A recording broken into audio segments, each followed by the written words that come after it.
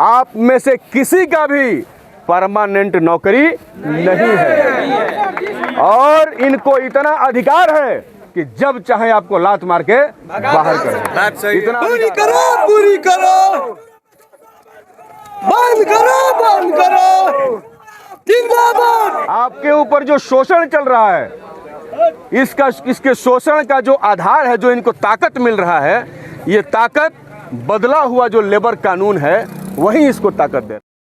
Company के मजदूर जो वर्षों के बाद आज अपने अधिकारों को लेकर सजग हुए हैं, आज गेट पर बैठे हैं, लड़ रहे हैं, उन सबको मैं अपनी तरफ से सलाम करता हूं।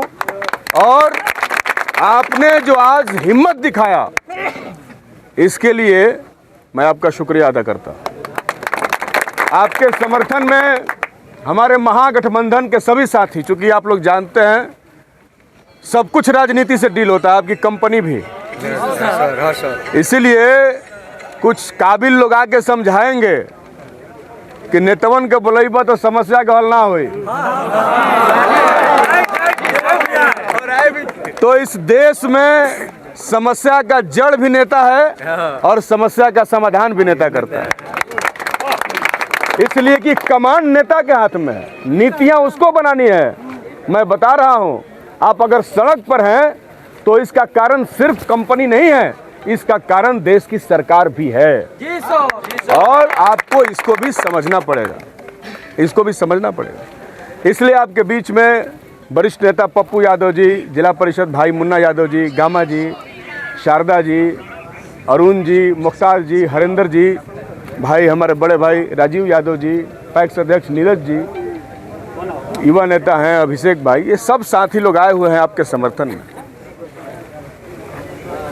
नीरज यादव जी से मेरी कल ही बातचीत हुई। नीरज यादव जी यहाँ हैं जो कंपनी में काम करते हैं, जितवा टी के, इनसे बात हुई परसों।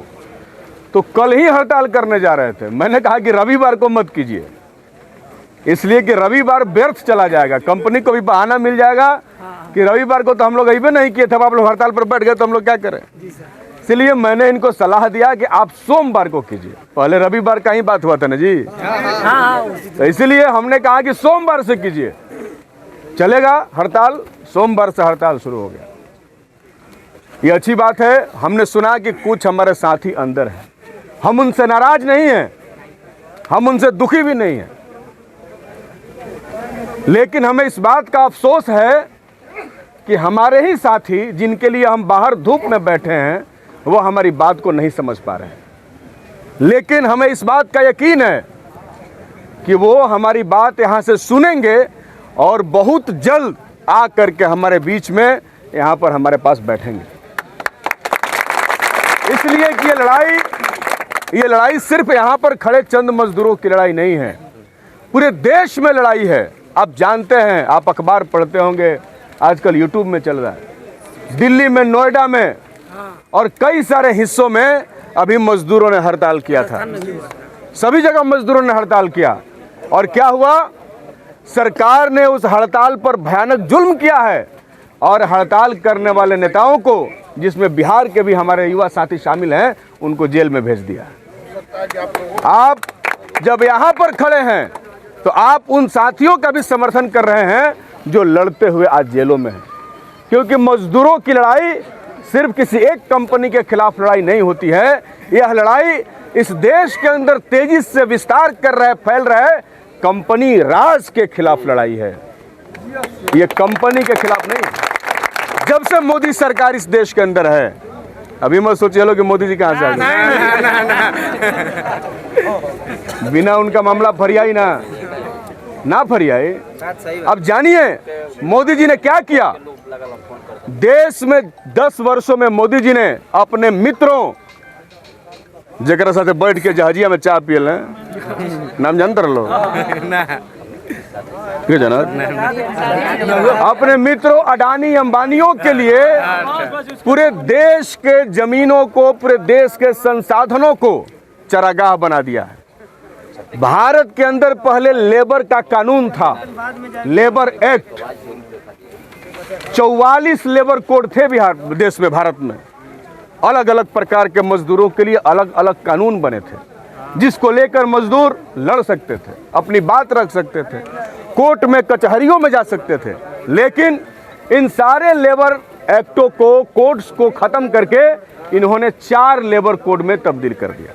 अब जो है, आप कह रहे हैं ना, आपके ऊपर जो शोषण चल रहा है, इसके शोषण का जो आधार है, जो इनको ताकत मिल रहा है, ये ताकत बदला हुआ जो लेबर कानून है वही इसको ताकत दे रहा है। हम लोग पूरे देश में, अभी आपको याद होगा कुछ दिन पहले देश भर में मजदूरों का हड़ताल हुआ था, लेकिन उन मजदूरों के हड़ताल के समर्थन में आप लोग नहीं उतरे। संख्या बहुत कमजोर हो गई। सरकार को यही लगता है कि अब मजदूर को उनका अधिकार नहीं चाहिए। ये मजदूरों के लिए पूरे भारत के अंदर दास्ता और गुलामी का एक नया दौर शुरू हुआ है। इस बात को आप लोग समझिए, नया दौर शुरू हुआ है।